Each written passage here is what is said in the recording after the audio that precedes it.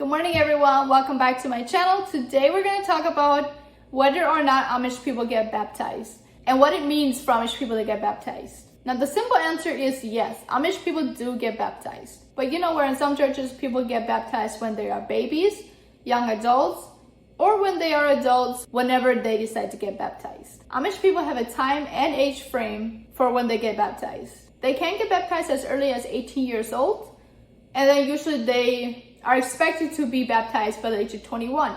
Now, I don't think they're going to tell you can't be baptized before the age of 18 because, trust me, they're just going to be happy that you're being a good boy, a good girl, and committing to the church. And now, usually it's going to be your choice when you want to get baptized. But as you get older, that's going to change.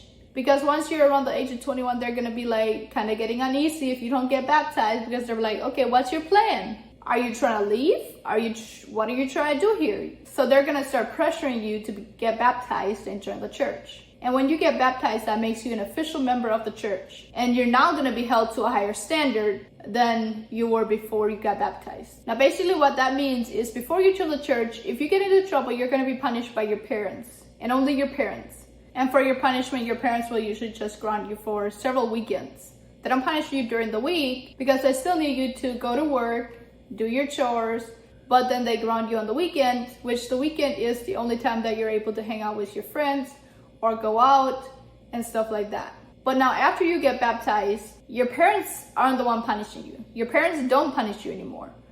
It's the church. The church is not going to be punishing you, and their punishments are usually going to be more severe. Like shunning, which I explained in the last episode, which is still not severe, but it is one of their severest forms of punishment. They do have one more form of punishment that is worse than getting shunned, and that is excommunication. That is when you did something so bad that you can't even be a part of the church. They will basically kick you out. Or if you continue to do something over and over again, and they get tired of shunning you, they will kick you out. And another thing, you're not allowed to get married before you're baptized. You have to be baptized first before you get married. And as crazy as it may sound, some people get baptized simply because of that. Like, let's say they may not agree with the church, they may not want to be a part of it, but if they're in love with somebody who is there, and that's the only way they're able to marry them, they will get baptized. And I also think the church knows that for a fact, because they will tell you, but if you don't get baptized, you can't get married to this person. Forcing somebody to join the church is definitely not beneath them, because I have seen it happen myself.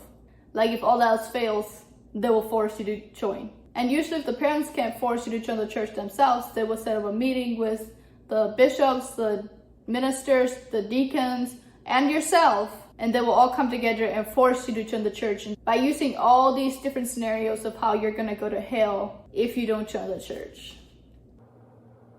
I swear they use hell to control you. Tell me I'm wrong. I have heard it being used in every scenario that you can possibly think of. But I guess it works because so many more people join the church than actually leave. And another thing, if you leave the Amish after you're baptized, you will get shunned. And that will affect you being able to visit your family.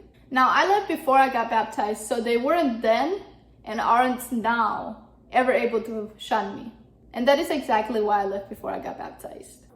Because I knew that me going back to visit my family would already be complicated. And I didn't need it to be even more complicated with me getting shunned. So I left before I got baptized. And twice a year, in the spring and fall, they have ordinance and communion church, where only the baptized church members are allowed to attend. And in the next episode, I'm going to tell you guys what everybody else does that isn't allowed to attend those two churches. Are you guys ready? And don't forget to like, comment, and subscribe to hear more of my story. And also follow me on TikTok at IdaMachiva1 and on Instagram at IdaChooseHappiness. I will be posting videos and answering some questions on both of those platforms as well.